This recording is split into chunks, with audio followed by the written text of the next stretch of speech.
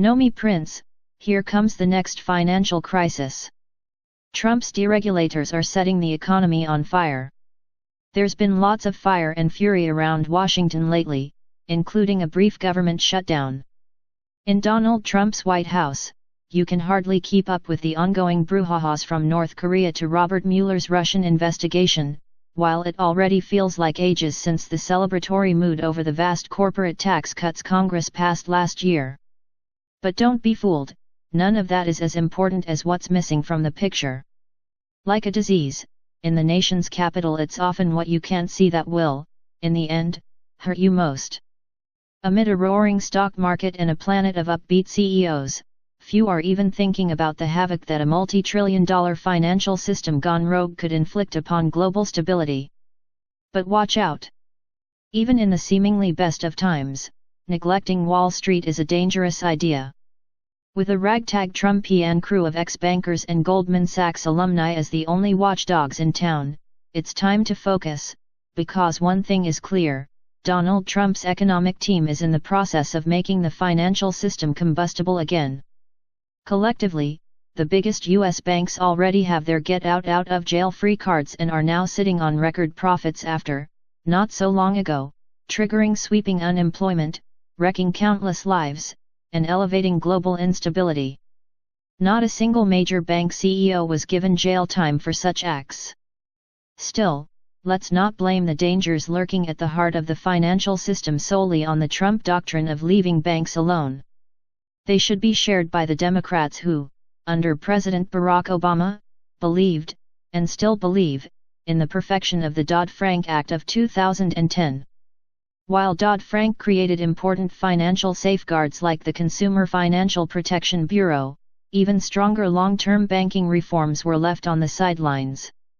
Crucially, that law didn't force banks to separate the deposits of everyday Americans from Wall Street's complex derivatives transactions. In other words, it didn't resurrect the Glass-Steagall Act of 1933, axed in the Clinton era. Wall Street is now thoroughly emboldened as the financial elite follows the mantra of Kelly Clarkson's hit song, "What doesn't kill you makes you stronger." Since the crisis of 2007-08, the Big Six U.S. banks J.P. Morgan Chase, Bank of America, Citigroup, Wells Fargo, Goldman Sachs, and Morgan Stanley have seen the share price of their stocks significantly outpace those of the S&P 500 index as a whole. Jamie Dimon, chairman and CEO of J.P. Morgan Chase, the nation's largest bank, that's paid $13 billion in settlements for various fraudulent acts, recently even poo-pooed the chances of the Democratic Party in 2020, suggesting that it was about time its leaders let banks do whatever they wanted. As he told Maria Bartiromo, host of Fox Business's Wall Street Week, "The thing about the Democrats is they will not have a chance, in my opinion. They don't have a strong centrist, pro-business, pro-free enterprise person. This is a man who was basically gifted two banks, Bear Stearns and Washington Mutual, by the U.S. government during the financial crisis. That present came as his own company got cheap loans from the Federal Reserve, while clamoring for billions in bailout money that he swore it didn't need. Dimon can afford to be brazen. J.P. Morgan Chase is now the second most profitable company in the country. Why should he be worried about what might happen in another crisis, given that the Trump administration is in charge? With pro-business and pro-bailout thinking reigning supreme, what could go wrong? Protect or destroy? There are, of course, supposed to be safeguards against freewheeling types like Dimon. In Washington, key regulatory bodies are tasked with keeping too big to fail banks from wrecking the economy and committing financial crimes against the public. They include the Federal Reserve, the Securities and Exchange Commission, the Treasury Department, the Office of the Comptroller of the Currency, an independent bureau of the Treasury, and, most recently, under the Dodd-Frank Act of 2010, the Consumer Financial Protection Bureau, an independent agency funded by the Federal Reserve. These entities are now run by men whose only desire is to give Wall Street more latitude. Former Goldman Sachs partner, now Treasury Secretary, Stephen Mnuchin caught the spirit of the moment with a selfie of his wife and him holding reams of newly printed money like a couple of James Bond villains. After all, he was a Hollywood producer and even appeared in the Warren Beatty flick Rules Don't Apply. He's making his mark on us, however, not by producing economic security, but by cheerleading for financial deregulation.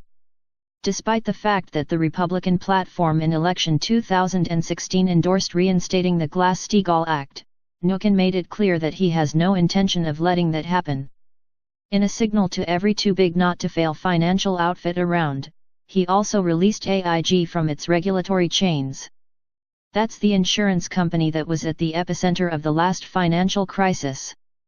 By freeing AIG from being monitored by the Financial Services Oversight Board that he chairs, he's left it and others like it free to repeat the same mistakes. Elsewhere, having successfully spun through the revolving door from banking to Washington, Joseph Otting, a former colleague of Mnuchin's, is now running the Office of the Comptroller of the Currency, OCC. While he's no household name, he was the CEO of OneWest, formerly, the failed California-based bank IndyMac. That's the bank Mnuchin and his billionaire posse picked up on the cheap in 2009 before carrying out a vast set of foreclosures on the homes of ordinary Americans, including active-duty servicemen and women, and reselling it for hundreds of millions of dollars in personal profits. At the Federal Reserve, Trump's selection for chairman, Jerome Powell, another Mnuchin pick, has repeatedly expressed his disinterest in bank regulations. To him, too big to fail banks are a thing of the past. And to round out this heady crew, there's Office of Management and Budget, OMB, head Mick Mulvaney now also at the helm of the Consumer Financial Protection Bureau, CFPB, whose very existence he's mocked. In time, we'll come to a reckoning with this era of Trumpian finance. Meanwhile, however, the agenda of these men, and they are all men, could lead to a financial crisis of the first order. So here's a little rundown on them, what drives them and how they are blindly taking the economy onto distinctly treacherous ground. Joseph Otting, Office of the Comptroller of the Currency. The Office of the Comptroller is responsible for ensuring that banks operate in a secure and reasonable manner, provide equal access to their services, treat customers properly, and adhere to the laws of the land as well as federal regulations. As for Joseph Otting, though the Senate confirmed him as the new head of the OCC in November, 4 key senators called him highly unqualified for the job. He will run an agency whose history snakes back to the Civil War. Established by President Abraham Lincoln in 1863, it was meant to safeguard the solidity and viability of the banking system. Its leader remains charged with preventing bank-caused financial crashes, not enabling them. Fast forward to the 1990s when Otting held a ranking position at Union Bank N.A., overseeing its lending practices to medium-sized companies.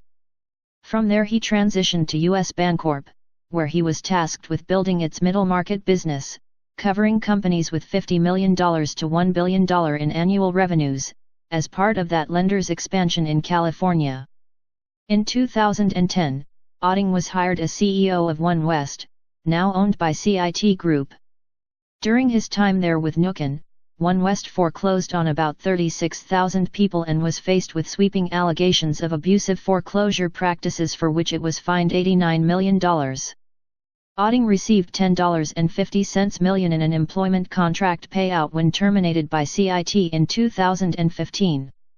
As Senator Sherrod Brown tweeted all too accurately during his confirmation hearings in the Senate, Joseph Otting is yet another bank exec who profited off the financial crisis who is being rewarded by the Trump administration with a powerful job overseeing our nation's banking system. Like Trump and Mnuchin, Otting has never held public office. He is, however, an enthusiastic proponent of loosening lending regulations. Not only is he against reinstating Glass-Steagall, but he also wants to weaken the Volcker Rule, a part of the Dodd-Frank Act that was meant to place restrictions on various kinds of speculative transactions by banks that might not benefit their customers. Jay Clayton, the Securities and Exchange Commission. The Securities and Exchange Commission, SEC, was established by President Franklin Delano Roosevelt in 1934, in the wake of the crash of 1929 and in the midst of the Great Depression. Its intention was to protect investors by certifying that the securities business operated in a fair, transparent, and legal manner. Admittedly, its first head, Joseph Kennedy, President John F. Kennedy's father, wasn't exactly a beacon of virtue. He had helped raise contributions for Roosevelt's election campaign even while under suspicion for alleged bootlegging and other illicit activities. Since May 2017, the SEC has been run by Jay Clayton, a top Wall Street lawyer. Following law school, he eventually made partner at the elite legal firm Sullivan and Cromwell. After the 2008 financial crisis, Clayton was deeply involved in dealing with the companies that tanked as that crisis began. He advised Barclays during its acquisition of Lehman Brothers assets and then represented Bear Stearns when J.P. Morgan Chase acquired it. In the 3 years before he became head of the SEC, Clayton represented 8 of the 10 largest Wall Street banks, institutions that were then regularly being investigated and charged with securities violations by the very agency Clayton now heads.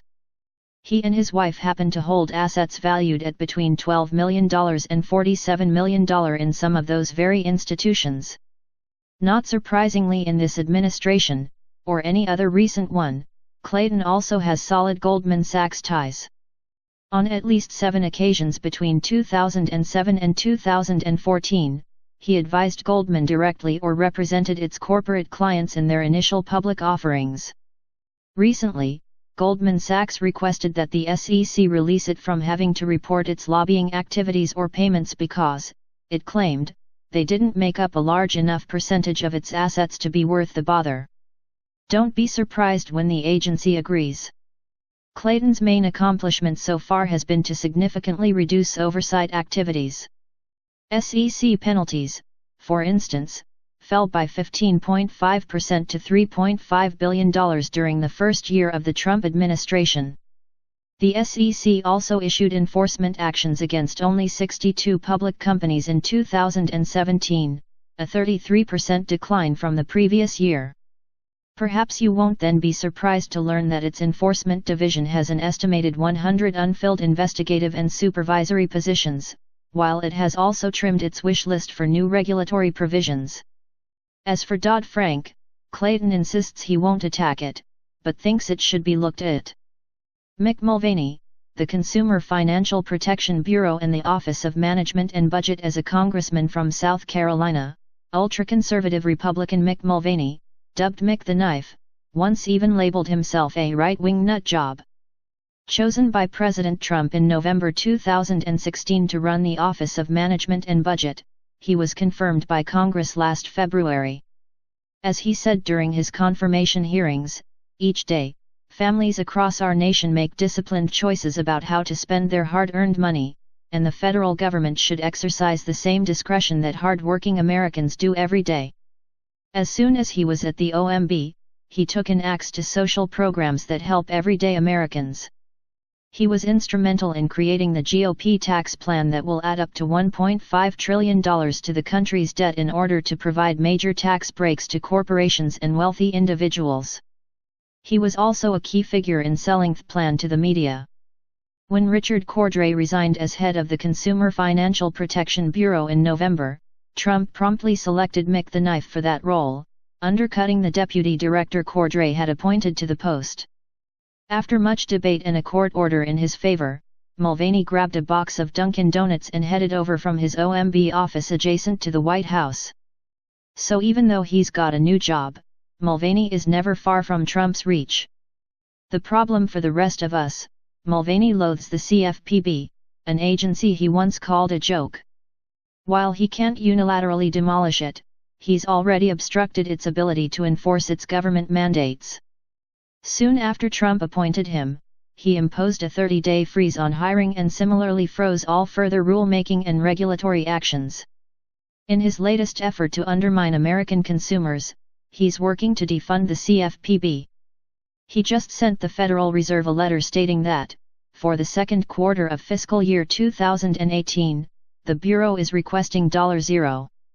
That doesn't bode well for American consumers. Jerome J. Powell, Federal Reserve. Thanks to the Senate confirmation of his selection for chairman of the board, Donald Trump now owns the Fed, too. The former number 2 man under Janet Yellen, Jerome Powell, will be running the Fed, come Monday morning, February 5. Established in 1913 during President Woodrow Wilson's administration, the Fed's official mission is to promote a safe, sound, competitive, and accessible banking system. In reality, it's acted more like that system's main drug dealer in recent years. In the wake of the 2007 to 2008 financial crisis, in addition to buying trillions of dollars in bonds, a strategy called quantitative easing, or QE, the Fed supplied 4 of the biggest Wall Street banks with an injection of $7.8 trillion in secret loans. The move was meant to stimulate the economy, but really, it coddled the banks. Powell's monetary policy undoubtedly won't represent a startling change from that of previous head Janet Yellen, or her predecessor, Ben Bernanke. History shows that Powell has repeatedly voted for pumping financial markets with Federal Reserve funds and, despite displaying reservations about the practice of quantitative easing, he always voted in favor of it, too. What makes his nomination out of the ordinary, though, is that he's a trained lawyer, not an economist. Powell is assuming the helm at a time when deregulation is central to the White House's economic and financial strategy. Keep in mind that he will also have a role in choosing and guiding future Fed appointments. At present, the Fed has the smallest number of sitting governors in its history. The first such appointee, private equity investor Randall Quarles, already approved as the Fed's vice chairman for supervision, is another major deregulator. Powell will be able to steer banking system decisions in other ways. In recent Senate testimony, he confirmed his deregulatory predisposition. In that vein, the Fed has already announced that it seeks to loosen the capital requirements big banks need to put behind their riskier assets and activities. This will, it claims, allow them to more freely make loans to Main Street, in case a decade of cheap money wasn't enough of an incentive. The emperor has no rules. Nearly every regulatory institution in Trumpville tasked with monitoring the financial system is now run by someone who once profited from bending or breaking its rules. Historically, severe financial crises tend to erupt after periods of lax oversight and loose banking regulations. By filling America's key institutions with representatives of just such negligence, Trump has effectively hired a team of financial arsonists. Naturally, Wall Street views Trump's chosen ones with glee. Amid the present financial euphoria of the stock market, big bank stock prices have soared. But one thing is certain, when the next crisis comes, it will leave the last meltdown in the shade because our financial system is, at its core, unreformed and without adult supervision. Banks not only remain too big to fail but are still growing, while this government pushes policies guaranteed to put us all at risk again. There's a pattern to this. First, there's a crash, then comes a period of remorse and talk of reform, and eventually comes the great forgetting. As time passes, markets rise, greed becomes good, and Wall Street begins to champion more deregulation. The government attracts deregulatory enthusiasts and then, of course, there's another crash, millions suffer, and remorse returns. Ominously, we're now in the deregulation stage following the bull run. We know what comes next, just not when. Count on one thing, it won't be pretty.